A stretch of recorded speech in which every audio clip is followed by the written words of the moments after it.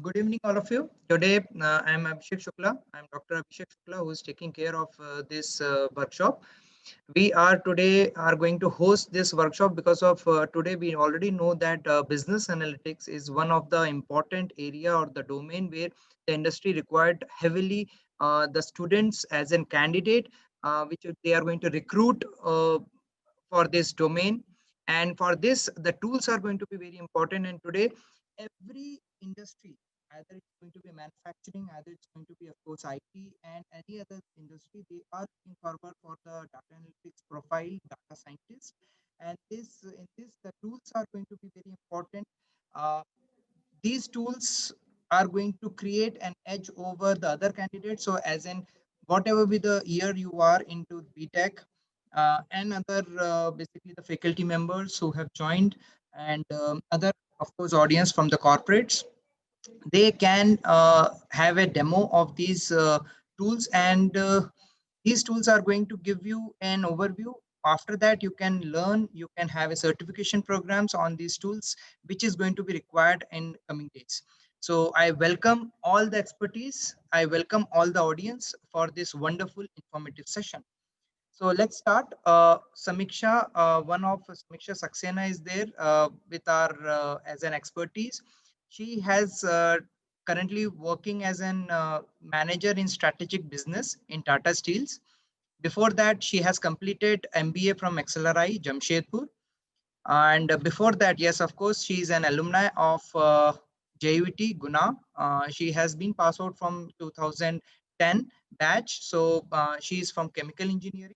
So I welcome Samiksha Saxena for this session. Please take over and enlighten us with the how the Tata Steels or the manufacturing are using this data analytics profile. So yes, Samiksha. Hi. So, am I audible? Yes. Yeah. So, just can you put the PPT on? And thank you, Abhishek sir, for a very warm welcome and with a very nice introduction of me. So, just I'll quickly wrap it around. So, my name is Samiksha. I'm working in Tata Steel as a manager in corporate strategy and planning. So, basically, I report to the CEO and MD of Tata Steel. And prior to this, I was working in a group company of Tata Steel, which was Jamipol Limited. And I completed my MBA from XLRI in marketing and finance. Uh, I'm a pass out from JUET in the year 2010 from chemical engineering. So that was a quick introduction of me. Quickly, you can go to slide number 3, sir. Yeah, sure. So, see, I am at the basically at the user end. So, IT and the business analytics, which is done by the data analytics people. So, I am the customer to them. As at an apex level, I see how the company and the performance of the business can be merited with these analytics, and that is how I can say I'm at the user end. So quickly I'll just share my thoughts on why this business analytics has become so important in last 4 to 5 years. So after this industrialization and also large volumes of data we used to handle, and we didn't know what to do with this data. But the analytics and the techniques which has come enabled with the IT and the languages. So it has actually helped us to get insights from that data and to make very good decisions in the business performance. And of course, last couple of months has been very volatile and dynamic. So companies as well as industries across the world has found that the data that resides in the system, that is from the manufacturing or human resources or maybe MNS, is a very important part. And it can be helpful to predict what can be the future for the companies and also help us in some of the decision making. So With this, I'll say Samiksha, that this, yeah. you're not being audible. Yeah, is it better? Samiksha, Yeah, hello. Hello. I can hear. Gagan, are you able to hear me? Yeah, I can hear both of you. This is Ashutosh. Yeah, I can also hear both of you. Exactly. Okay, so I'll continue. So with this, I'll say that large volumes of data, the analytics helps to reach the goals and make the better choices. So just you can share the next slide, sir. Slide number 4.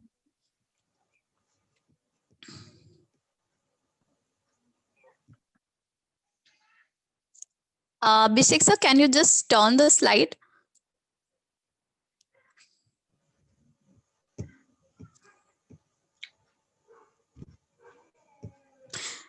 See, as I have already, told that analytics is the use of data enabled by IT, some of these statistical methods, quantitative techniques, and yes, there are some computer-based model that helps to improve the insights and make the operations better. So this I already covered that it throws the light to the business and how we should deal and manage the business. So just the next slide, I'll share a couple of examples of how these business analytics applications we use day to day in Tata Steel as well as the manufacturing sector. So sir, next slide, sir. Yeah, so see, as so we talk a lot about customers these days, customer orientation, customer satisfaction, handling the marketing activities. So I must say that this data has helped us to gain a lot of insights. What is the preference of the customer? How you can track those preferences, in what part of the country which customer is preferring which of your SKUs. And then also it has enabled us to develop customer satisfaction scores, which we year on year we manage to attempt to increase in these scores, and also to address quite a few of the OFIs, which is areas for the improvement also. So I'll say that in customer relationship and marketing activities, it has helped us a lot. Some examples of supply chain also I will give you. So this part deals with which port will be free to leverage the input of your raw material. So a lot of raw materials we import through various ports across the country. So it helps us to analyze which port and which will be a minimal distance to us. And most of the times the ports are not free, so we have to pay the price for holding a ship. So this data has helped us to minimize on the downtime also, and to have the maximize our margins as well. In human resource planning, so this is a very new area which we have tried to arrest in Tata Steel also. So in human resource particularly, we do people analytics. So by people analytics, I'll say that right kind of people to hire. We'll look at the data and see how much attrition has been from certain colleges from which we have hired. We will also see why our DNI, which is diversity and inclusion percentage, is being going down. The data is helping us to generate a lot of insights from there, and particularly we have derived quite a few number of strategies also to which has helped us in improving the uh, employee satisfaction scores. And of course in the pricing decisions, so this in the pricing, companies use this statistical and analytics techniques. So very good example of this is the airline industry, where you see the price of the tickets changing every day. So that is based on a particular model they use to see how much is the demand when while you are clicking onto a page for several number of times. the price of that particular ticket goes up and down. So that is, that is how the precision of the analytics is getting done at the back with your number of clicks. And this is how the airline industry uses. Also, many of the food chains, Reliance, the stores, they use this pricing techniques to, project. They use these techniques based on the demand, and they project what should be the price based on the seasonality for the better margins. So this is the power of analytics, and this is what we see is the future of the companies who will be using all these data which is stored with them from 15 to 20 years, and helping them in improvement of their performance. So just if you can flip to the next slide, sir. So I'll just add to this that actually it helps us in improving the profitability of the business. Profitability, by profitability, I mean the margins which we draw with a particular SKU. In the revenue side also it helps, and also it helps to improve the shareholders return. So that is the last milestone we need to achieve for a company to be in in a what I can say that market capitalization should be the maximum. So that is how it is helping the improvement in the shareholders return. Sir, just flip to the next slide. I have spoken about the next slide as well. Abhishek, sir. Slide number 7. Yeah, thanks. So see, what are the types of analytics? So there are preferably 3 types. One is descriptive, predictive, and prescriptive. So I'll use one example to make you people understand how these 3 differ. So suppose there is a store where you must be going to across the stores in your city. So there is a store which has some inventory, and that is a seasonal inventory, and they want to reduce the prices so that their stocks are liquidated. So how much price, by how much they have to reduce so that the liquidation is faster, and they can replenish it with the fresh stock. So how the descriptive analysis will help you? So it will help to understand the past and the present data. So in this case, the past and the present data will be number of the stocks which they had, how much they had sold, at what price they have sold, and how much they have paid in the advertising. The predictive will be uh, if they reduce the price, so maybe how much sales they can make. And prescriptive will be by what amount and by what the right price they should set so that they maximize their sales.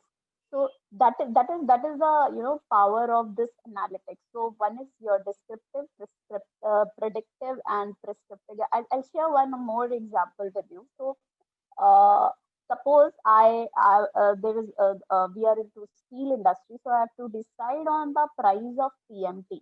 So in the descriptive analysis, I will understand what is the price of TMT which has undergone for the last 1 year, and what is the present price.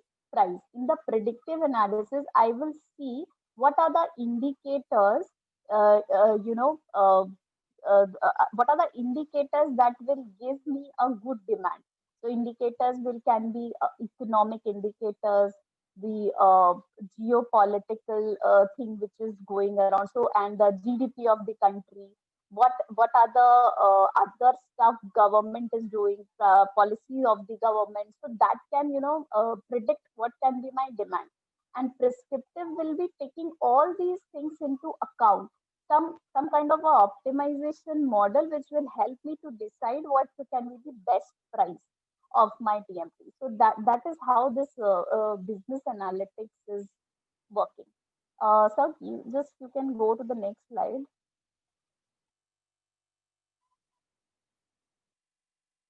Yeah. So what kind of data is there in the business? So when I try to build on these models, so I will see the annual reports of the company. I will refer to the balance sheet, to the P&L account, to the cash flows. What are the economic trends, the GDP, the indexes, the industry indexes which we refer to. Then also there will be some kind of research which will be done, and then coming by that, there will be human resource measurement. So human resource measurement, if I say, that will be the productivity per employee. So these are, quite a few of the matrices which we'll be using as a data, which can be collected in facts and figures. The database will be there in the files which is stored in the computer, and the information which will be from analysis of the data. So just on the next slide, please. Yeah. So data for business analytics. So there is a metric which is used in the business to quantify the performance.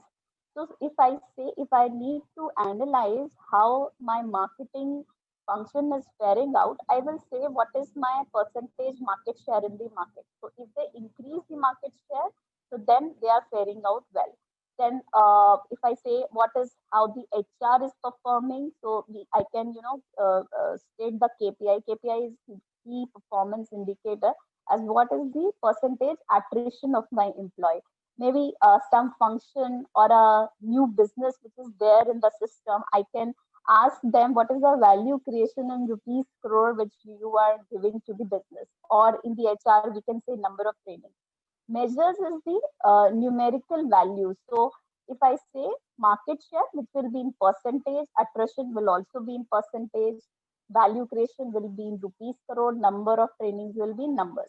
So that is how metrics and the measures works in the analytics.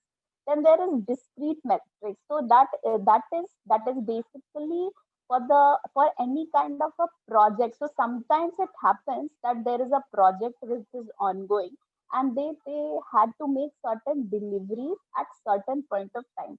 So for example, there is a project for vendor development. So if I say that if I pick one vendor and I have to reach a certain level of performance of that vendor, what will be my various milestone in between? And if there are 10 milestone and I have there are 12 milestone, I have completed 10, so that will be my discrete metrics which will be involved. In terms of compliance to plan also, you can calculate that. Now there is one more metrics which is continuous metrics, which is based on a continuum. So like delivery time of my inventory, maybe compliance towards the delivery time. So all these can be a continuous kind of a metric. Then if I go to the next slide, just can you share the next slide, sir?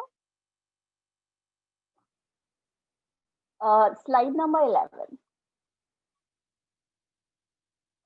I'll quickly talk about different kind of scales. So there are basically four types of scales which are used in the measurement. So first is your categorical, which is a nominal data scale. Second is ordinal. Third is interval, and fourth is the ratio data. So just next slide, sir.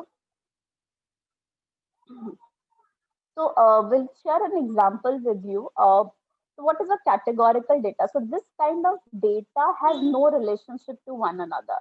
So if I say I classify my data elements by name, maybe by some item description, maybe some location. So all these are not interrelated with each other, and they don't have any quantitative relationship also with each other. So this kind of data is a nominal data. Just click on the this thing, sir. So you'll have the example. Click on the slide. Yeah. Just click once more. Yeah.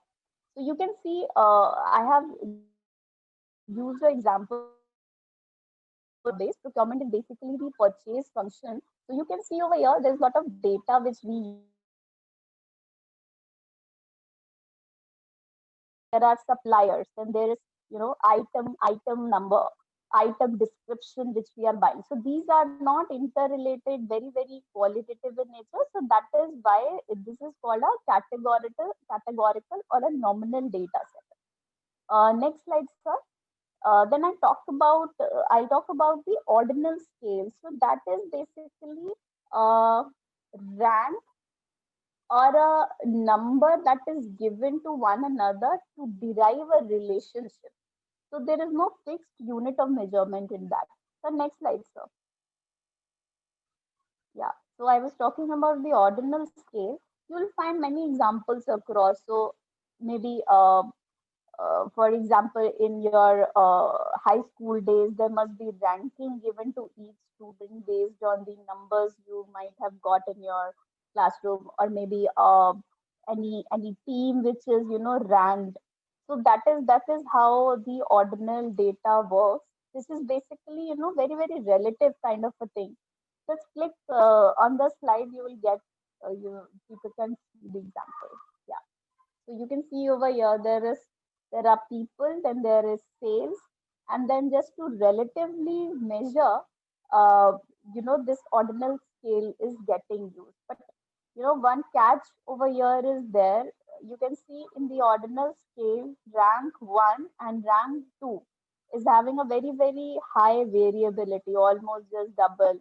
So here the ordinal scale will not be able to capture the variability between the two data sets. That is a catch with the ordinal scale. Just next slide, please, sir. Then there is a interval data. So interval data is the examples can be temperature readings, time. So the maybe when your product is coming. So you can have the dates for that.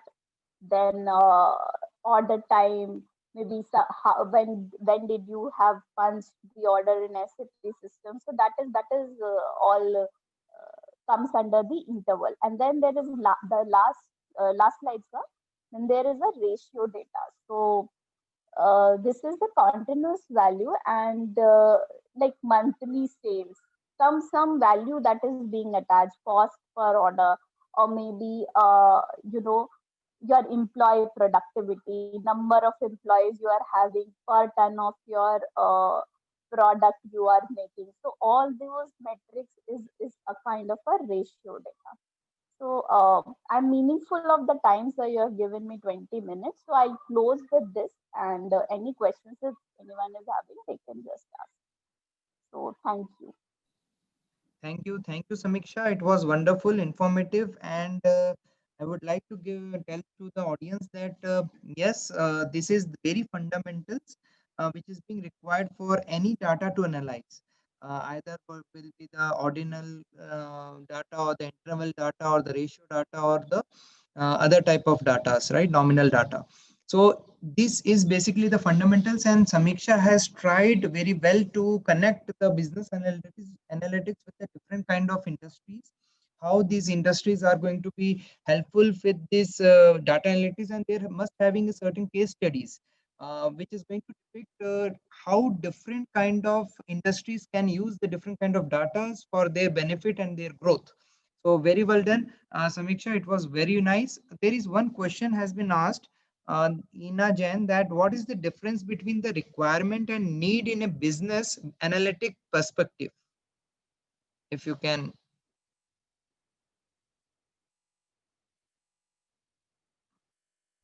Sorry, just this question. Just repeat the question. Yeah, Samiksha, the question has been asked by Ina Jain that what is the difference between the requirement and need in a business analytic perspective?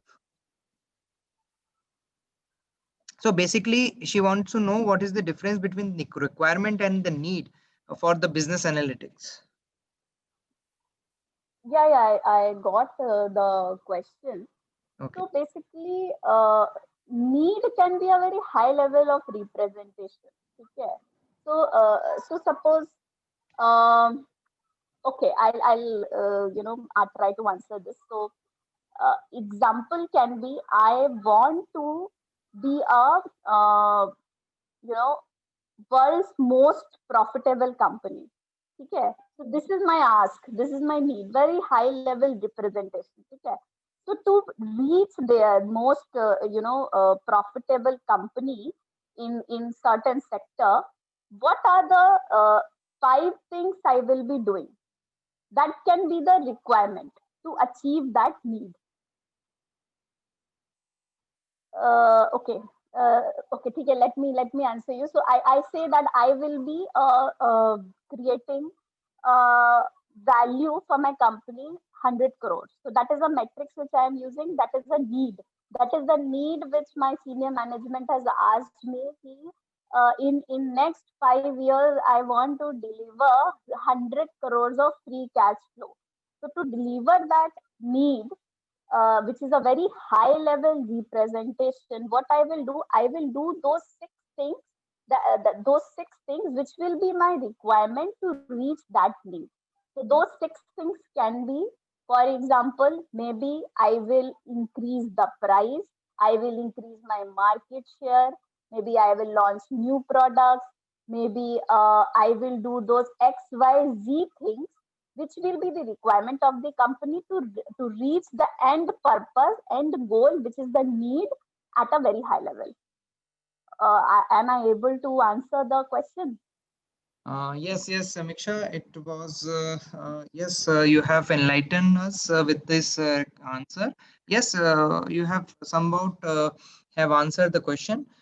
Any other question if anybody have? Yes, so Shrey Pandey, I'm going to take this the last one, because the other speakers are also there.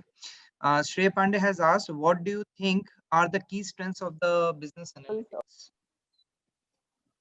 You're not audible. I was not able to hear the question. Yeah, yeah. Shrey Pandey has asked Samiksha that what do you think, what are the different strengths of business analytics? Okay, so I have initially covered that in my presentation. Actually, I'll try to answer those again. So key strength can be seen.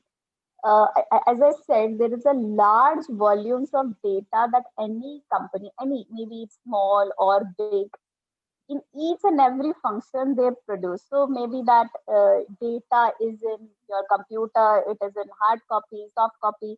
So the strength of the business analytics is they help you to enlighten, they help you to get some insight out of those dumped data which is they're dumped in some file.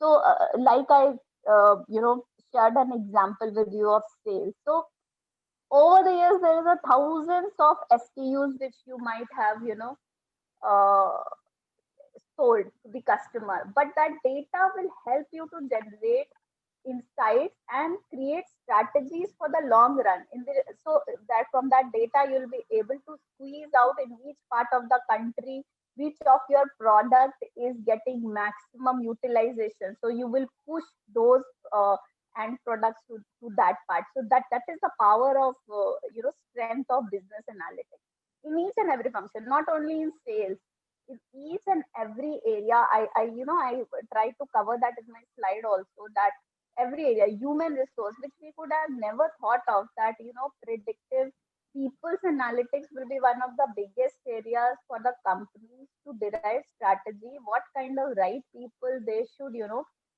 put it. So in the analytics, I'll share an example of HR only. We get thousands of CVs every year.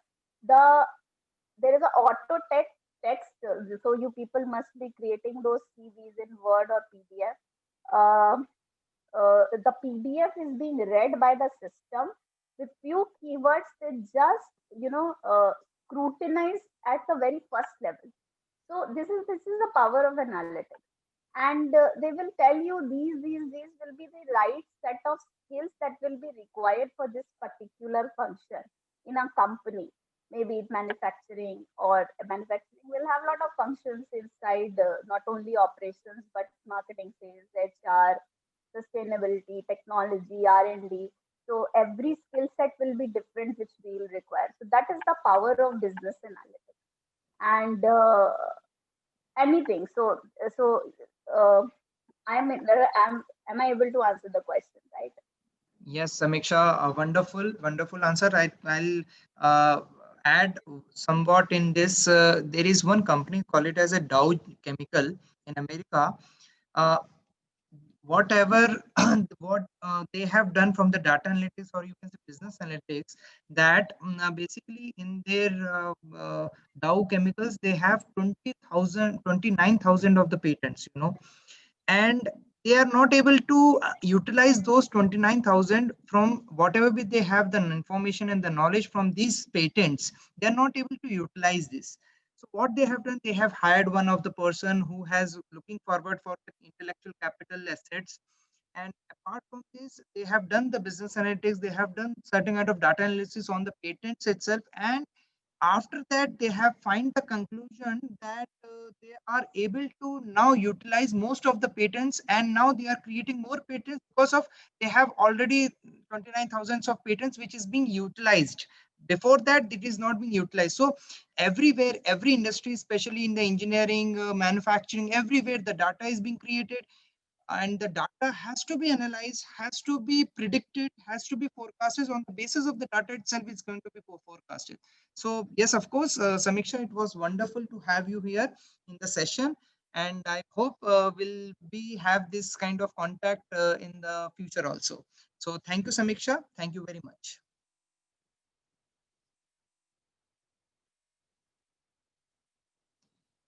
Yes, now I would like to introduce one of next guest, that is Mr. Ashutosh Shukla. Ashutosh Shukla has already been a founder member of Zentech company. Apart from this, Ashutosh Shukla have been working as a senior data architect in AIB in Ireland. He's been working in the past. He's been worked with Apple as a data consultant, and Teradata and Taito in other companies also. So, and even that he's being freelancer for different companies. So yes, well, we would like to welcome Ashutosh Shukla for have you here, and he's currently working as a chief technology officer in Zentech Limited and in Ireland. So we welcome Ashutosh. Please connect us with the data analytics or business analytics or data visualization, how it is going to be used in today's era, and what the industries are looking for. Yeah. Yes, Ashutosh. Thanks, Abhishek. Yeah. Yeah, good to hear. So good thing about me. I'm too naive to this, but Yeah. I'm happy to have you all here, right? And I'll share my journey basically. So we are Vision Tech. I'm a founder as well as the CTO of the organization. We are basically into advanced analytics. So you might have heard about analytics. When we call out about advanced analytics, there are certain things that get added, which we will talk about. And we are primarily focusing on the text analysis world. We are primarily focusing on cloud computing, as well as computer vision, deep learning, and all those set of things, right? I might not be able to cover this in a short span of time, all of those things, but I'll probably give you a glimpse of what all we do and what all it is actually, how it is making difference to the world. I mean, we're working on that sort of products which actually makes difference to the world, right? So if you see the product side that my product engineers are working, so we will have a demo as well on this. So you'll see Kulbhushan, who is my product head. Basically, they are developing a product which is actually helping manufacturing industries, oil and gas, crowd management, healthcare. So all these sides in the safety side, right? So let's say just an example, right? Very weird example. If I call out, you run a manufacturing company, and there are, I mean, we are based out of Ireland, right? In Dublin, I mean, we have a headquarter in Dublin. We have offices in Australia and India as well. But when we call out that, okay, you are a manufacturing company, you will have to follow out all the norms, as Samiksha also called out that, okay, in Tata Steels, you have to follow out all the safety measures, right? And there is not going to be an individual who's going to keep a check of all those safety measures. There has to be a mechanism or a audit trail or probably computer vision or something which is actually automatically keeping a track of it, right? So that is something that we have developed. If you wanted to see on that, okay, is everybody wearing a helmet? Is everybody wearing a glove? Is everybody having a correct food covers, right? All those things you cannot keep a manual check. Otherwise, you'll have to keep a supervisor for every 2 or 3 people, right?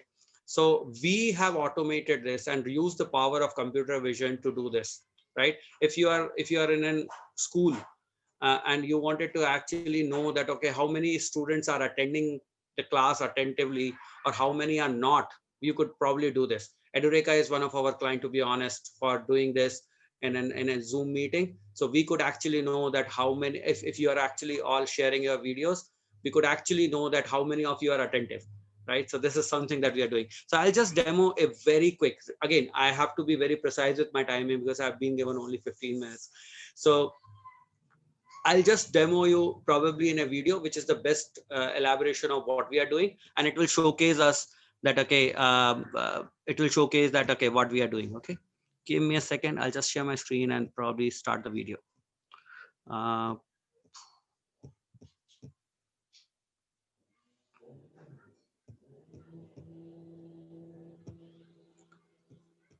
Let me know once you guys are able to see my screen, please.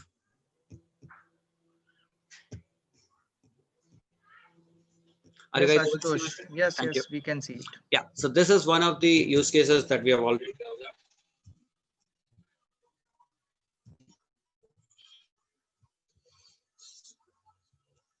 So basically showcasing in a construction industry that the individual is not wearing a helmet, showcasing that he doesn't have a glove. So it can easily send out an automated alert to his supervisor that there is somebody in the organization who is not wearing a glove and doing some hazardous work.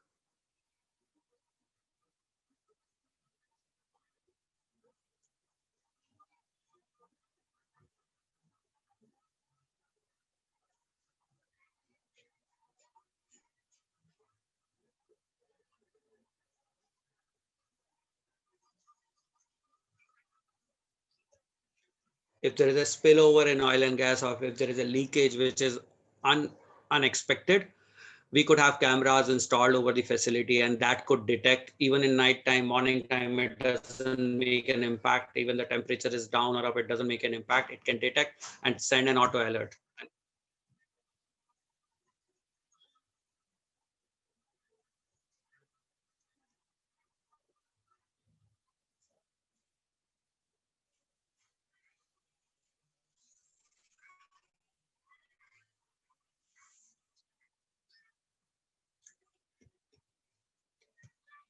If you observe, it is not just counting the number of people, it is even using the computer vision. It knows that there are that many males and that many females in the crowd, which is extensive.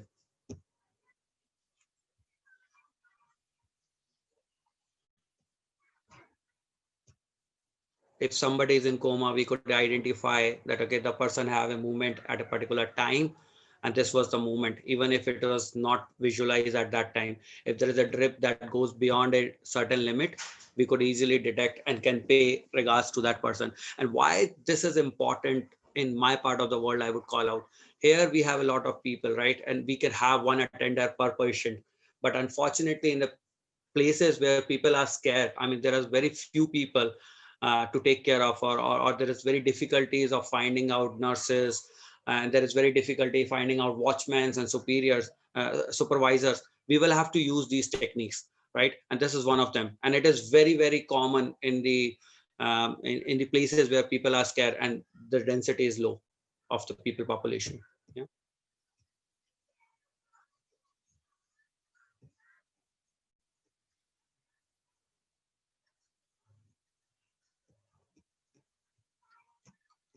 Yeah, this is one of the example that I just quoted out that we are doing for Edureka as well. So basically, when I'm giving an example, and I could not demo it in front of you guys, but yeah, when I'm giving an example, and let's say my participants are all from, let's say all of you guys are from computer science background, and if I give a financial example, a lot of you might not like it or might not understand it, and that is something that I could capture, reiterate on the real time, and can come back to you with a better example, maybe from computer science now, because my financial example was not absorbed that well by all of you, right? And this is in the playground, I mean, in the classroom as well.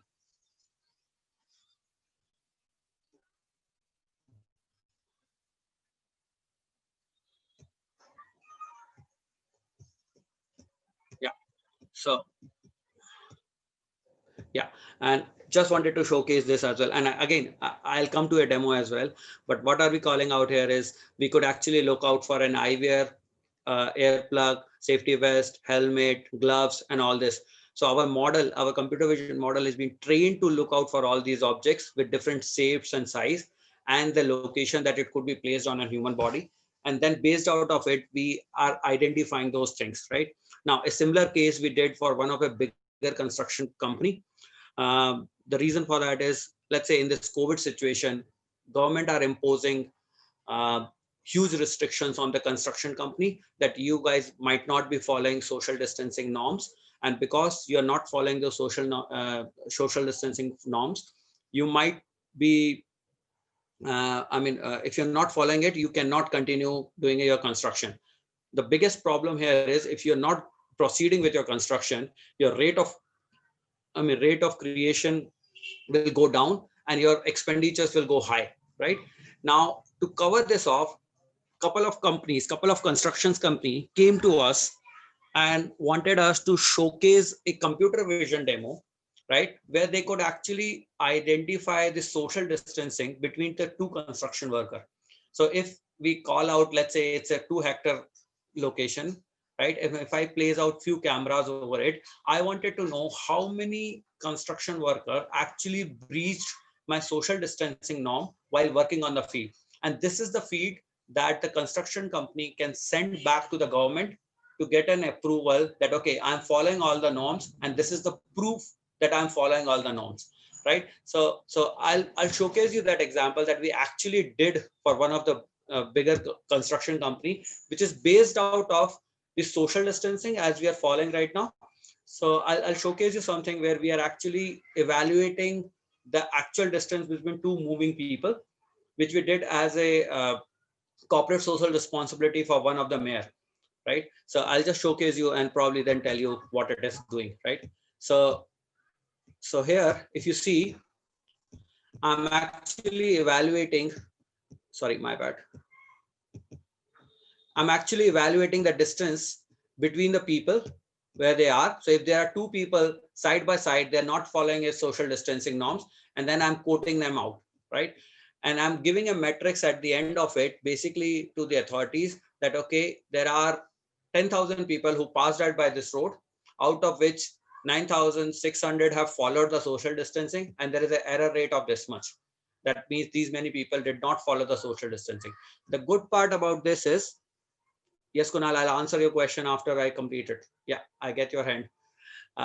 So the good part about this is, based out of these stats, this is asked to us by a mayor. Based out of this stats, we could figure out that what could be the relaxation time and what is the peak high time. This is in relation with the crowd management that we have just shown, right? We could showcase that this could be a relaxation time in the for the lockdown, right? And this is how it could be used, right?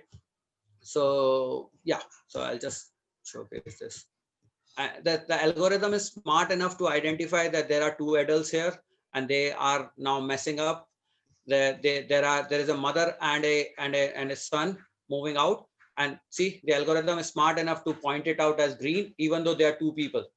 So whenever it is messing up, it is showcasing in red that the people do not come in contact for like 2 meters or something. Whenever it is a standalone person, it was showcasing it correctly, right? So yeah, so I will, and this is what we do primarily, but there are some cases of document classifications and all those things which Samiksha has also pointed out that in the world of HR or in the world of human resources, analytics are very important. Things like things as we called out like filtration of resumes and all those things. So we have a use case for this. I'll probably showcase it to you guys, and actually more than me, I would ask Kulbhushan to showcase it to you guys, right? Before that, I'll actually answer your questions. And then I'll ask Kulbhushan to showcase the demo where we were actually doing the document classification. Okay. So what all questions I have? Sorry. Yes, thank you, Ashutosh. It was wonderful to have this practical exposure of the students are working with. So the question is, Rudrakshi Sharma has asked that is this AI system depend on the electricity or has some inbuilt battery or the charge? Guys, this is a camera system, right? So if this is okay, so computer vision is based out of that you will have to have a camera, enable camera. And what we are doing is nothing rocket science. We are actually constantly absorbing that camera feed and putting this on the cloud. And then from the cloud, we are absorbing it and then doing a real time. Now, there are two parts to it. You could do it real time or you could do it static. So we are in the world of real time analyzing it. So they're not battery based, they are machine based basically. I mean, and they're fixed as you will have a CCTV camera on a shop or at your home, right? And if it's to be placed in a factory, there is a special installation for it. But you could work through that even from your laptop.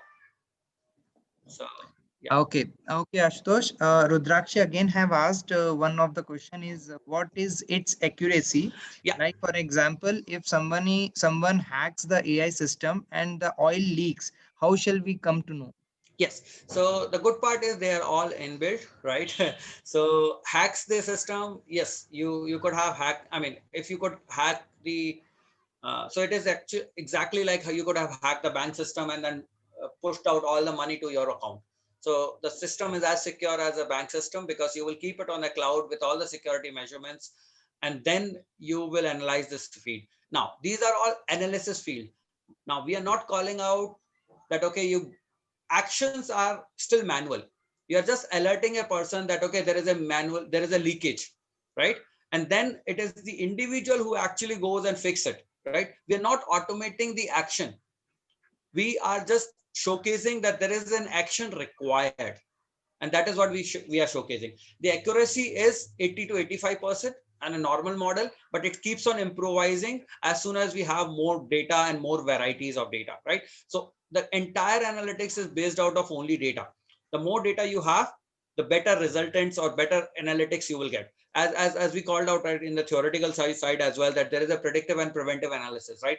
So the more data you have, the past experiences you have, this is what makes you a man. So that's why we call out, right, that we as an human being learn with the experience, exactly the machine do, right? So the more data, the more accuracy it is. Usually we will deploy a model only with an accuracy of 80 to 85 at least. We won't go beyond, I mean, below that. Okay, Ashutosh. One person have asked, Karthik have asked that is there will be a lag? Yes, so that's what we call out, right? So yes, there is a lag, and that is the prime task that my data scientists were basically doing at the how real time we could do it, right? So there is a lag, so it could happen to few seconds, 3 to 5 seconds. But the primary thing is we are trying to make it as minimum as possible because the data feed has to come, it has to get stored, then it has to run through model that there is an already stored model that it has to pass through and then predict, then revert back. Then there is an SNS system which actually sends a notification, and then the action has to taken. All this happens in mere 3 to 5 seconds at max, right? But we are still trying to bring it to below that. Now, as I called out in the previous thing as well, there could be two ways to do it. One is, again, we have the feed and then you analyze it later. That's one usual way, right? That I wanted to know how many people passed out through this bridge in the last 3 hours. I could do that later. There could be another way as well, which is real time, that I wanted to know within 5 seconds how many people have passed out or something. So an action could be taken at the end of the bridge. So both ways it is there. But yes, there is a lag of around 4 to 5 seconds, which we are trying to curtail down. Yes, Ashutosh, one of the student Vinayak Rao Dikshit have asked that what are the weakest links or bottlenecks in the work of AI in Yeah. your work, basically what the demo has been shown. which is relatively new and still under development, or the camera tech, Yes. or it's kind of it's a cost or resolution, etc.? Very, very, very effective question, I would say. I think it is a faculty, to be honest, who is asking this Yes, question. yes. I think See, also. I could relate with the question. Yes, there is a cost issue is as well, but that's why if you see, it is actually in the manufacturing industry where it is actually placed. It is not placed on the roads and everywhere. So usually it is at the places where they are confined areas, right? Second thing, where the cost measure is taken care that it is better to keep a machine on work rather than keeping an individual, right? We do run into issues of resolutions. We do run into issues of we need high CPU machines. So we go to cloud, and then we'll have to get on-demand machines, right? So the biggest factor is, yes, it is costly, but it is effective. So somebody has to, I mean, as a management, somebody has to make that cost to rate ratio, that okay, this is the resultant I am getting, and this is the cost. For us, the biggest problem is machinery on time with effective costing. So yeah, and cameras. I mean, people have asked us in past that okay, this is what we have in the existing infrastructure, and we want you to do something, and then we don't get the desired resultant. So because of the quality of the video, because of the efficiency of storage, because of the historic data set that they have, these are the biggest thing. So first thing that we will ask to the client is, do you have enough data for us to predict something?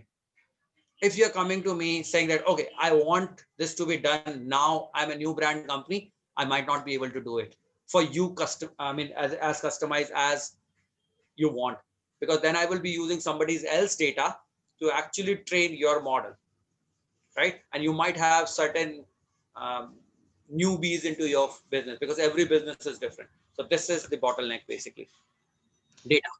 Yeah. Okay, Shudosh, we'll take last question because of the time, and Yeah. Mr. Kulbhushan Arora is also going to give us the certain enlightenment on the data Yeah, analytics or he the will business probably analytics. he will give you a demo basically on the document classification that we called out. Okay, so the last question is it has been asked by the Shikhar Saxena that sir, how much testing has to be done to make algorithm more and more accurate? Okay, so we call it epochs, right? So basically, it goes for more than 200, 300 epochs. So basically, every time the model gets an input of its own, and then try to test it its own.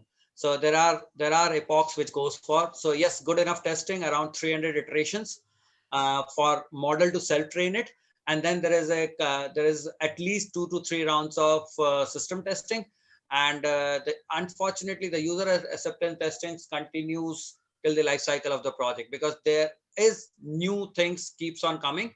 So an example of this is, we have already find out that there could be a spark which could be at a range of this much, let's say 3 meter of spark could happen, but then they figure out that there is a vibration as well upstream which was never calculated and never understood. So we will have to encounter that as well, so which keeps on improvising. And yeah, so user acceptance testing continues, whereas at least 300 epochs with a couple of rounds of system test. Fine, fine. Thank you, Ashutosh sir. It was wonderful to have you here and given a small demo on the computer vision which is being based on the data analytics and the business analytics. Now I would welcome Kulbhushan Arora. Can you, Ashutosh sir, can you please give us the you can say intro of Kulbhushan Arora so that we can move further? Yeah. And we welcome all for the Kulbhushan Arora. Yeah. Hi guys. So I just introduced Kulbhushan before he jumps in. So Kulbhushan is part of my team. Basically, he is our lead product engineer. So he drives a complete team of 26.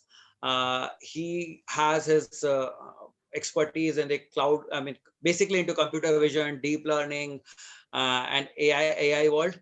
Right. He's doing his masters from Trinity College. I mean, masters as in he has already 15 years of experience, but he still wanted to acquire his I mean, enrich his knowledge set. So he is doing his master's as well from Trinity. Meanwhile, he has experience working with clients in Australia, in US and UK. We have been associated for the last 3.5 years, and he's a wonderful guy to be in his team. He will take the responsibility and get it done. And that's what he would be doing in the next session as well. So welcome, Kulbhushan. Hi, thanks guys. Thanks Abhishek, thanks Ashutosh, and thanks for having me here. And as Ashutosh told you guys that we have been working on various projects, and he has showcased our capabilities in terms of computer vision and other areas. But that's not all that we do. We are working on various other areas in data science as well, along with computer vision, text analytics, and moreover on machine learning and deep learning. So rather than going into all those details, I think Samiksha and Ashutosh has given you what use cases usually are being covered. But I think what thing is missed here is like, what is the process of enabling a use case to a particular model. So I'll give you a very small snippet of what are the steps involved in analytics. And that's where you can start thinking of how you can proceed from having a requirement and reaching up to a business strategy. And that steps are involved in every use case, whether it's manufacturing, whether it's oil and gas, whether it's education. Everywhere these steps are defined. Only thing changes is your data. And because of that data, you have to change your strategies to manipulate the data. But as far as the steps are involved, they follow the same. So I'll go with that thing, and I'll go with one by one with these steps, and I'll try to explain in each step what are things to be done and how these things are done. So for every use case, as Miksha was telling in the beginning, that there are data sets that could be continuous data, that could be ordinal data, that could be interval data, or it could be any discrete data. So first thing that is required is to gather that data, whether it is structured data, which is, you can call it as a database that you might be knowing that you must have worked. And then it could be unstructured data, which is your video streams, which could be your text, any kind of data that has to be acquired. And there are techniques around that, how that data should be acquired so that that can be consumed in a better way. And most of the things that we do in Vision Tech, we try to see that if we can do that in real time. So real-time streaming, real-time data acquisitions are the things that we are very comfortable with, and we have the expertise in those. And usually we use cloud technologies at the moment to use their functionality to acquire, to connect to various servers, and we try to acquire that data. That is the very first thing that we do. But data that we acquire may not be in the shape that we can use. We have to check for what are the accuracies, or what are the missing links in the data, whether the data is consistent in one part of area to the another or not. So all those analysis, data collection, and the data review has to be done at start before we actually go into the modeling things. So first thing, you define your data set. That is the first step. Then out of the model output, what is the business is looking for, whether they want to see increase in their revenue by 5%, or whether they want to see whether how many people have crossed they have actually not been able to follow the restrictions that has been given. So is those the metrics that we are trying to find out of the model? Those needs to be defined. So once you have the data and once you have the goal to be achieved, then only you can start preparing your data for modeling. And that, when I say the preparing your data, means you have to clean your data, you have to remove the duplicates, you have to see the integrity of the data and the quality of data. So there is a possibility that you may not have the clean data where you are missing the feed from a particular sensor. So how to deal with that missing data? Where there is a possibility that for a customer, you don't have his age. How can you deal with that kind of missing data? So all this cleansing and making it a quality data is one of the very important step in any kind of data modeling or predictive analytics.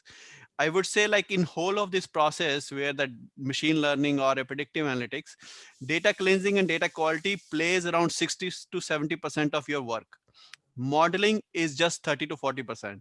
So most of the effort that goes into data predictive analytics is data cleansing and preparing the data. Okay, so once you have your data cleaned by various techniques, where there are various statistical techniques that can be applied, whether the data is normalized or not. So those techniques can be used to identify the missing links, and then you define your procedures to fill up those missing and improve the quality of that. And the next step that comes is machine learning model deployment, where you actually prepare your data for modeling. But there is a possibility you have millions of your fields, but they are not relevant for your use case. So how to identify out of those million fields which are required for modeling? So that step is called feature engineering. So feature engineering is the one step where you try to see what all attributes I should pick up to train my model. Those features are the effective attributes that will define the predictability of the model. So feature engineering is one of also an important step where you define what all attributes should be picked up out of the millions of attributes, and that should be given to your model. When I say model is nothing but how you train your data to behave like how a human beings behave. So when you, as a human being, what we do, we learn from experience. And for machine, the experience is nothing but data. The more data that you'll give, more accurate data that you give to model, more accurately output you will get. So this is the predictive modeler is nothing much, is actually giving a technical term to human experience in terms of machine. So feature engineering is done, and then the clean data, the extracted data is fed into models. When I say models, model is nothing but an algorithm.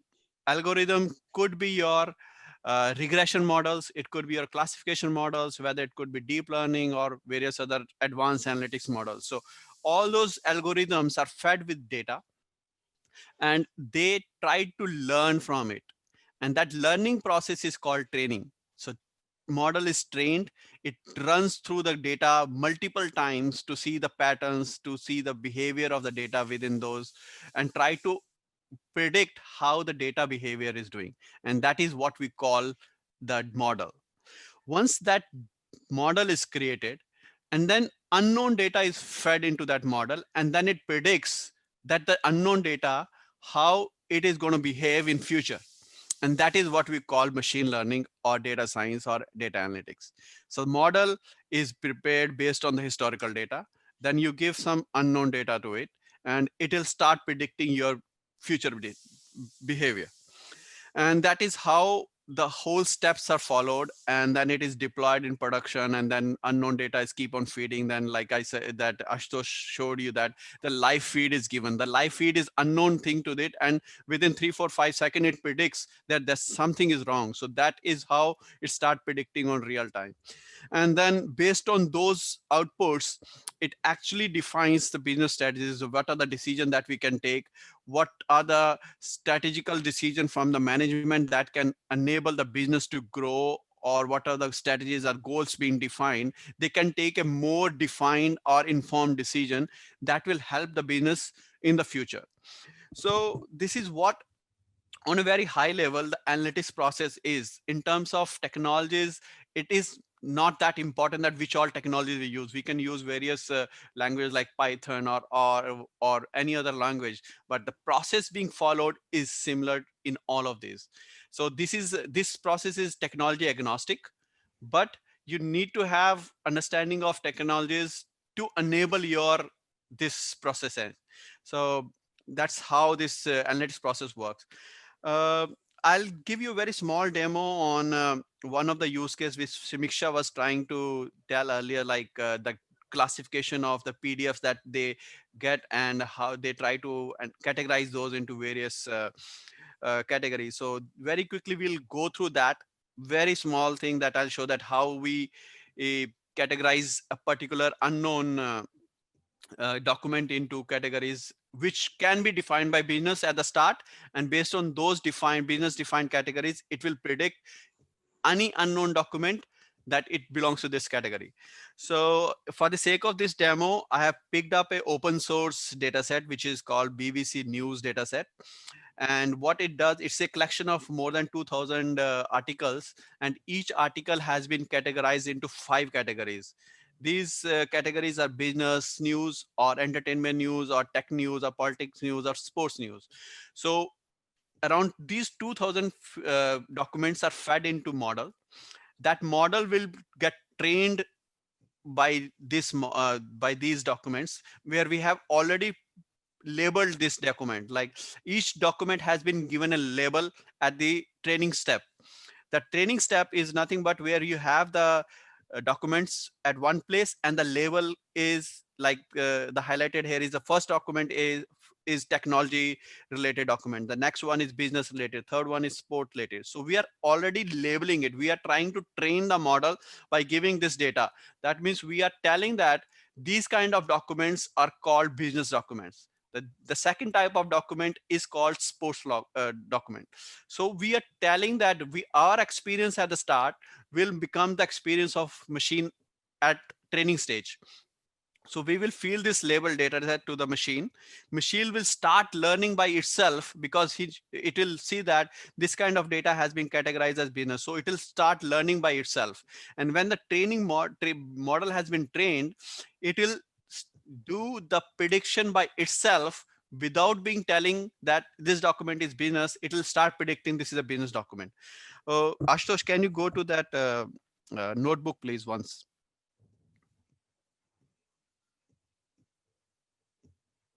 Yeah, thanks. So for the sake of this demo, I'm using a Colab from the Google facility, which is an online facility provided by Google to run any model. So you can use this facility. Anybody who has a Gmail account can use this. You don't need to buy any kind of software. You can run this online without any you don't need to install anything here.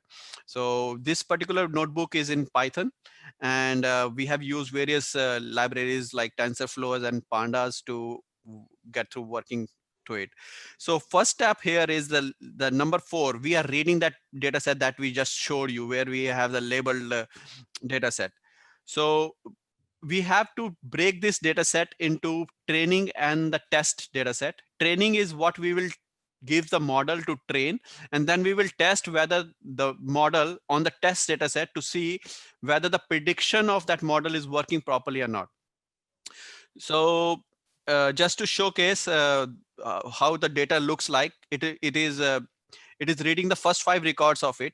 The first record belongs to tech category. The second record belongs to business, and then third and fourth belongs to support, and fifth one is entertainment. This is just the data that we have.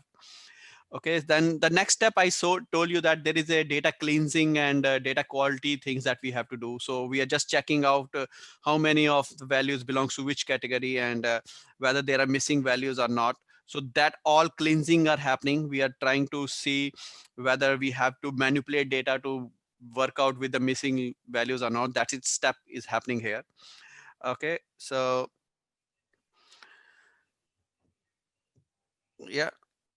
So if you come down to this graph down below, you can see that then duplicates are being removed, just in case like there is a problem with the feed that we are getting, and there may be some duplicates. So we have to go through the data set to see whether we have to remove duplicates or not.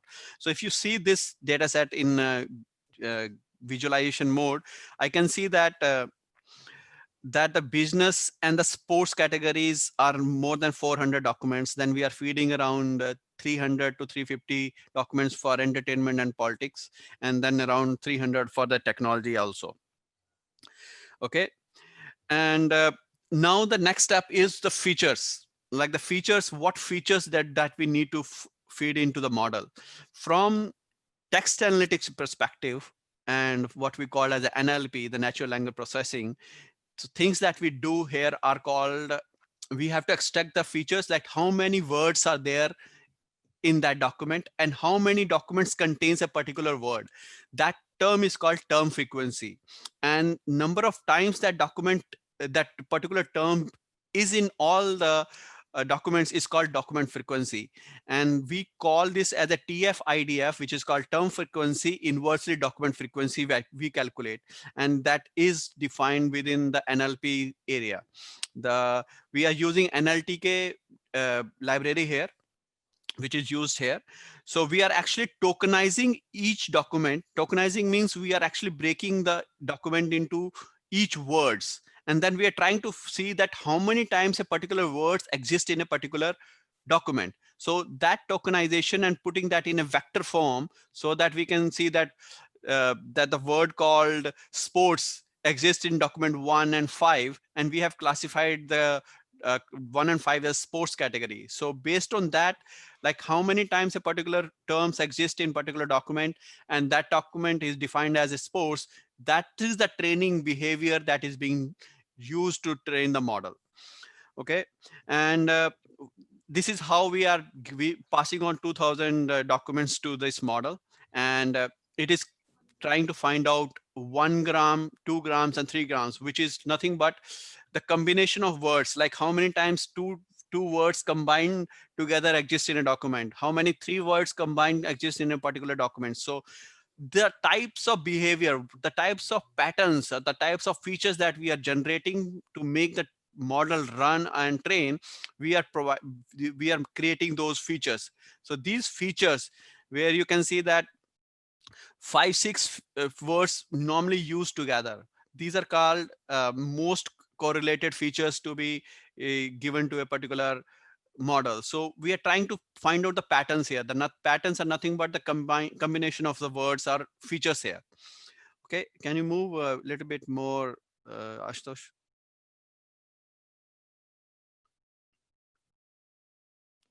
Ashutosh, can you come down a bit?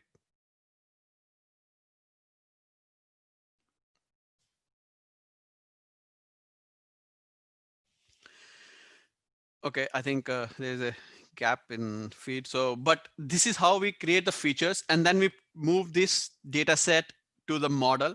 And for the sake of demo, we have passed on multiple, we have run through it multiple models. One is called the random forest. Next one is called logistical regression. And the third one that we have used is called naive Bayes. These are all the classification models, and this classification in the sense that we have given a data, it will classify that data into particular categories. The categories here are the sports category, business category, or technology categories. So these models are run through data, and then we run multiple iterations using cross validation techniques to find out which model has performed well. We ran through it 3 models, and we found that the logistic regression performed well with the accuracy of 95%. And then that is what we finalize our model, and that is what we deployed. So, and when we given the test data set to that model, we got accuracy of 95%. And how do we calculate the accuracy? Is normally for the classification examples is the confusion matrix, where we see that how many there are false positive, how many there are true positive, and how many there are false negative and true negative. These are the terms which actually defines that you are expecting it to be true, but you have got the false. So that means there is a false, there's a false negative. And then you see that you are expecting that to be negative and you are finding it as true. That's called false true, negative true. So these are the terms that you find out, and based on that, you've defined the accuracy of your models. Each model is given that accuracy value, and you define, you run that models multiple times to see whether it has improved or not. And based on your requirement, you can finalize one of them. So I think we are not able to show that on the screen, but we would have seen that if we are passing through an example, which we'll pass and document to a model, it will tell you that it's a technology, which is what we were supposed to get it. So based on these examples, you can actually feel like how the process of data science or data analytics go through for any use case, whether it's the computer vision, whether it's a text analytics, or whether it's a classification or any regression model. So this is how it goes. I think that covers with the time limits that I have. I think this is what it covers. So I'm happy to have any questions on top of it. Yeah, thank you, Kulbhushan. It was wonderful, which have enlightened us with a certain kind of a real practical exposure of the data analytics and how it is going to be used in the industries, of course. So they might be having certain first year questions. So one of the question has been asked by the first year student that when should we start learning more about the business analytics or data visualization, because as the first year this is very new to him. So at what year they are going to address the tools or the certification programs, or you can say the data science or data analytics knowledge, when they are going to take this? Yeah. So as I said that this whole process is technology agnostic, but technology is required here. You need to learn one language for sure, whether it's your Python or whether it's R. You need to start from there. You need to get hold of one technology first and then start using that technology towards your analytics journey. So for any first year student or second year students, I would say that you start learning any of these language first, and then from then onwards you start learning the visualization techniques. Even these languages have their own libraries for the visualization, which you will learn as part of your this process. So first year, second year, I would say that get hold of that language first, and then go to the advanced areas of analytics post that. Yes, yes, of course, that would be very right, Kulbhushan, that you have to hold with any of the languages, either the Python or some other languages, so that it will give you more, you can say, knowledge about the language, and then you can use any other tool in this particular application. Exactly. And along with that, start learning one of the visualization tool as well, like Tableau is there, Power BI is there. Start learning those also along with learning with the language. That will make your base to learn this advanced concept in a stronger way. If you have a control of these tools, I think the steps towards the analytics will be very easy after that. Yeah, yeah, right, absolutely. Apart from this, I think one of the question has been asked. Uh, one Karthik Garg has asked that do we required a certain kind of big computers, or we call it as a supercomputers, for the computer vision that Ashutosh showed, or a millions of the data analytics is going to be done? So whether we required a heavy machine for that? Answer to that is yes. For the use cases like the computer vision and something, I think you need heavy machines. And I won't say like you need a supercomputer, but nowadays we have the GPUs that instead of CPUs, we use GPUs, which are costly and heavy processing devices. So we can use that, and they are provided by say certain vendors, as Ashutosh was telling that we are using the cloud, and we can render those as demand.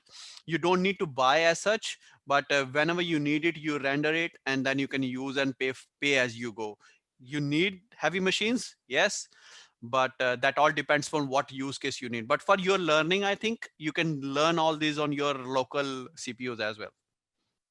Okay. So yes, anybody else who want to have any questions, they can write it on the chat box. Yes, Ashutosh have asked that, Ashutosh Gupta is there, who has asked that which is more important, model accuracy or the model performance? Okay, so it depends upon the use case. I'll give you an example here. Suppose you are identifying whether a particular patient has a cancer or not.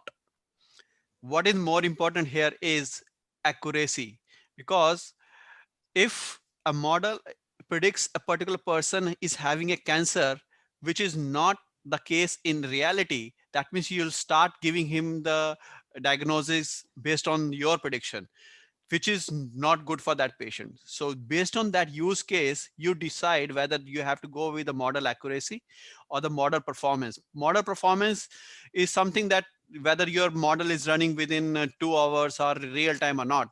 But if it is not giving you the accuracy for based on your requirement, it's of no use. So for healthcare use cases, I would say accuracy plays a lot here.